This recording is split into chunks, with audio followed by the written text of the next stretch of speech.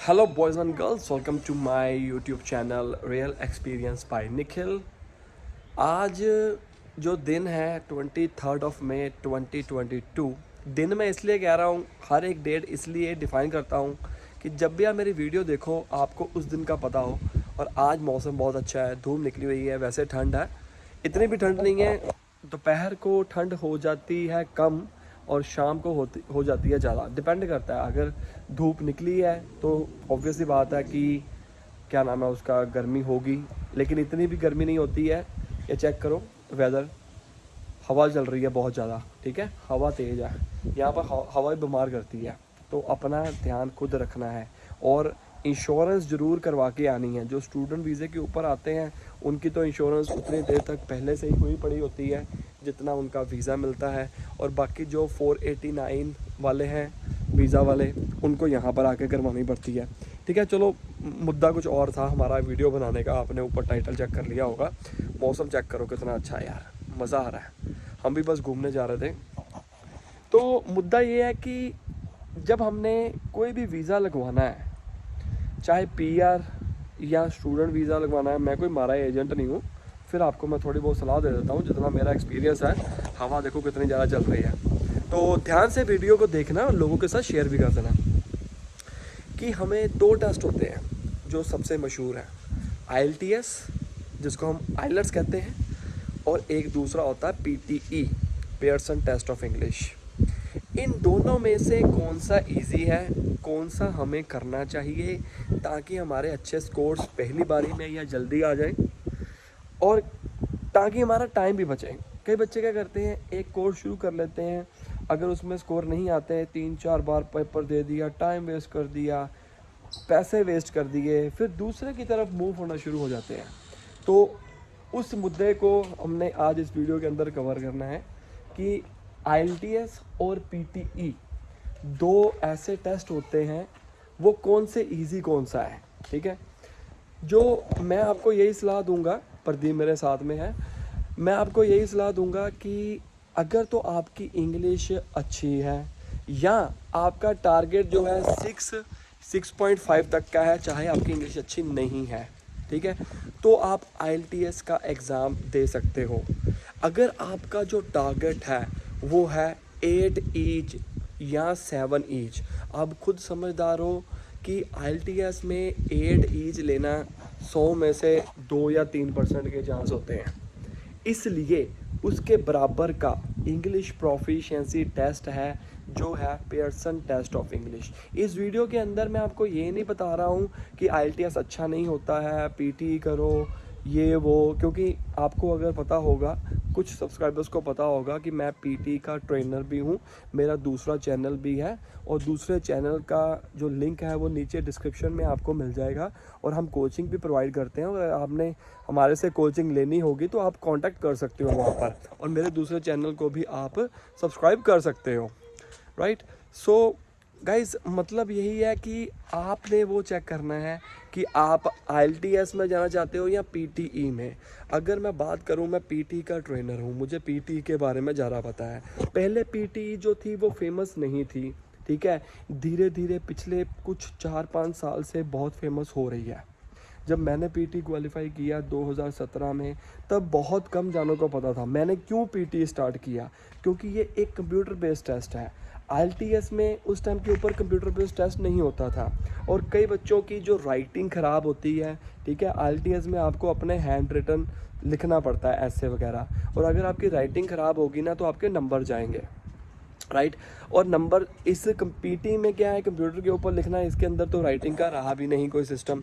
और वैसे भी जो PTE का टेस्ट है वो 5 बिजनेस डेज़ के अंदर आ जाता है, और इसके अंदर चलती हैं ट्रिक्स। पहले से ही बने बनाए टेम्पलेट हम दे देते हैं बच्चों को, ठीक है, तो वो रट्टा लगा लेते हैं। तो जिनका अगर टारगेट 6 ईच या 6.5 ओवरऑल जो स्टूडेंट वीज़े के ऊपर आते हैं, उनका टारगेट वो इजी अचीव हो सकता है as compare to IELTS exam, ऐसा मेरा एक्सपीरियंस है। बाकी हर एक का अलग अलग एक्सपीरियंस होता है। अगर मैं बात करूं कि अगर आपने PR का प्रोसेस शुरू करना है ऑस्ट्रेलिया में, और आपकी अगर रिक्वायरमेंट 8 ईच है, मेरे को एक सब्सक्राइबर ने लास्ट वीडियो के अंदर यही कमेंट किया था कि मैंने IELTS का एग्ज़ाम काफ़ी बार दे दिया है, मेरी रिक्वायरमेंट 8 ईच की है, क्योंकि ये अभी भी PT इतना पॉपुलर नहीं है, हो चुका है आगे से, लेकिन फिर भी लोगों को नहीं पता लगता। अब मैं यहाँ पर ऑस्ट्रेलिया में रहता हूँ, ज़्यादातर लोग PT 8 ईच उसी में लेते हैं। IELTS में मैंने नहीं सुना IELTS कर रहा और 8 ही। हाँ, कई कंट्रीज़ में, जिन कंट्रीज़ में PT वैलिड नहीं है, जैसे कनाडा में आज की डेट में अगर आपने PR का प्रोसेस करवाना है, मेरे हिसाब से PT वैलिड नहीं है। उसके अंदर तो आपको 8,777 बैंड लेने होते हैं, वो आप अपने एजेंट से पूछ सकते हो, वो ईजी होते हैं, मतलब इतने भी ईजी नहीं है, ये वाला टारगेट अचीव हो जाता है ईजिली। तो अगर बात आती है जैसे कि PR प्रोसेस में 20 पॉइंट्स चाहिए, ठीक है ना, 20 पॉइंट्स चाहिए हमारे को अपने PR के प्रोसेस में, उसके लिए हमारे को 8 ईच लेके आना पड़ेगा। उसके लिए सरकार की वेबसाइट के ऊपर जाइए और आपको बहुत सारे ऐसे इंग्लिश प्रोफिशिएंसी टेस्ट मिल जाएंगे जिसके अंदर उन्होंने बताया होगा कि 8 ईच इस IELTS के इक्विवेलेंट इतने स्कोर बनते हैं, ऐसे ऐसे। तो यहाँ पर ऑस्ट्रेलिया में PTE most popular English proficiency test है। और मैं आप सभी को बता दूँ, मुझे नहीं लगता, कई बच्चों के मन के अंदर ये होता है कि पता नहीं PT ऑस्ट्रेलिया में वैलिड है या नहीं है। देखो, हमने अपना प्रोविजनल वीज़ा लगाया है, जितने भी वीज़े लगाए हैं, इतने बच्चे हमारे से पढ़ रहे हैं, वो सारे के सारे क्या है, वो PTE ही कर रहे हैं। ऐसा नहीं है, कई बच्चे ये सोचते हैं कि PT करके रिजेक्शन लग जाती है, वीज़ा नहीं आता है। एक्चुअली गलती होती है उनमें, या अगर आप बाय चांस PT में मान लीजिए यूनिवर्सिटी की जो रिक्वायरमेंट है वो ज़्यादा है और आप कम में लगा रहे हो, तो ये भी रीज़न हो सकता है। वीज़ा ना आने के रीज़न बहुत हो सकते हैं, सिर्फ ये ज़रूरी नहीं है। कई बार बच्चे क्या कहते हैं कि उसने IELTS का एग्ज़ाम दिया था, फिर वीज़ा लगाया था, उसका तो वीज़ा आया, मैंने PT का एग्ज़ाम दिया है, मेरे नहीं आया, ऐसा नहीं है। या प्रोसेसिंग टाइम ज़्यादा हो गया, ऐसा कुछ नहीं होता है मेरे हिसाब से, क्योंकि उनको तो इंग्लिश प्रोफिशिएंसी टेस्ट में अच्छे स्कोर चाहिए। और PT यहाँ पर वैलिड है ऑस्ट्रेलिया में, ज़्यादातर कोर्सेज़ में। न्यूजीलैंड से मेरे बच्चे पढ़ते हैं, न्यूजीलैंड में वैलिड है PT, ऑस्ट्रेलिया में है, इंग्लैंड में है, और अब तो कनाडा में भी मॉन्ट्रियल ने वीज़े लगाने शुरू किए हैं और लोग PT करके कुछ कॉलेजेस में PT वैलिड हो चुकी हुई है, राइट। तो इन शॉर्ट मैं आपको यही कहना चाहूँगा कि अगर आपने IELTS और PTE को में से कोई एक टेस्ट चूज़ करना है जो फर्स्ट अटैम्प्ट के ऊपर निकालना चाहते हो, तो आप पहले ये देखिए कि अगर आपका इंग्लिश का लेवल अच्छा है तो आप IELTS की तरफ चले जाइए।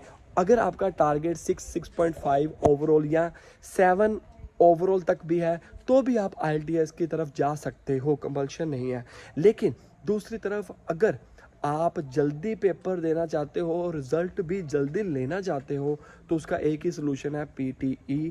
और सेकेंडली, अगर आपकी राइटिंग अच्छी नहीं है तो आप तो भी PT की तरफ आ सकते हो।